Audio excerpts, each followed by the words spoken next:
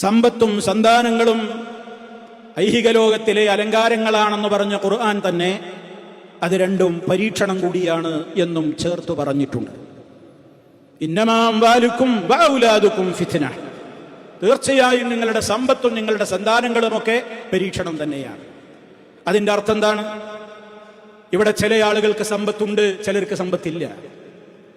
ചില ആളുകൾക്ക് മക്കളുണ്ട്, ചിലർക്ക് മക്കളില്ല. സമ്പത്തുള്ളവർ അള്ളാഹു ഞങ്ങളെ അനുഗ്രഹിച്ചുകൊണ്ട് വാരിക്കോരി തന്നതാണെന്ന നെകളിപ്പൊന്നും വേണ്ട. മക്കളുള്ളവരും അങ്ങനെ വിചാരിക്കേണ്ടതില്ല. കാരണം അത് രണ്ടും പരീക്ഷണമാണ്. നൽകിയും പരീക്ഷിക്കും, നൽകാതെയും പരീക്ഷിക്കും. പരിശുദ്ധ ഖുർആൻ പറഞ്ഞു, ലില്ലാഹി മുൽക്കുസ് സമാവാതി വൽ അർദ്, ആകാശഭൂമികളുടെ മുഴുവൻ രാജാധികാരം അവനുള്ളതാണ്. യഖ്ലുഖു മാ യശാ, അവൻ ഉദ്ദേശിക്കുന്നതിനെ അവൻ പടക്കും. യഹബു ലിമൻ യശാഉ ഇനാസ, അവൻ ഉദ്ദേശിക്കുന്ന ദമ്പതികൾക്ക് അവൻ പെൺമക്കളെ മാത്രം കൊടുക്കും. വയഹബു ലിമൻ യശാഉ ദുകൂർ, ചില ദമ്പതികൾക്ക് അവൻ ആൺമക്കളെ മാത്രം കൊടുക്കും. ഔ യുസവ്വിജുഹും ദുക്റാനം വ ഇനാസ, ചിലർക്ക് അവൻ ആൺകുട്ടികളെയും പെൺകുട്ടികളെയും ഇടകലർത്തി കൊടുക്കും.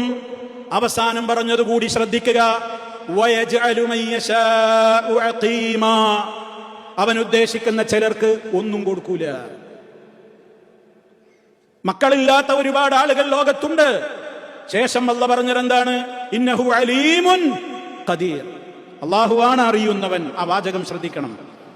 അള്ളാഹ്ക്ക് കഴിവുണ്ട്, അവൻ അറിയുന്നവനാണ്. ആർക്കൊക്കെ എത്ര അളവിൽ എത്ര കൊടുക്കണം എന്ന് അള്ളാഹ്ക്കറിയാം.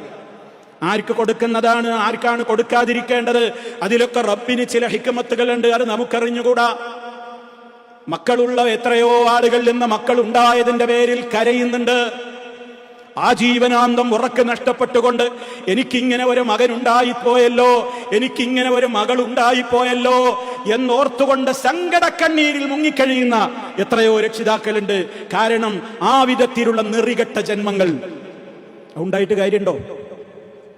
അപ്പോ മക്കൾ ഉണ്ടായി എന്നുള്ളത് കൊണ്ട് വലിയ അനുഗ്രഹമാണോ? അല്ല, രണ്ടും പരീക്ഷണമാണ്.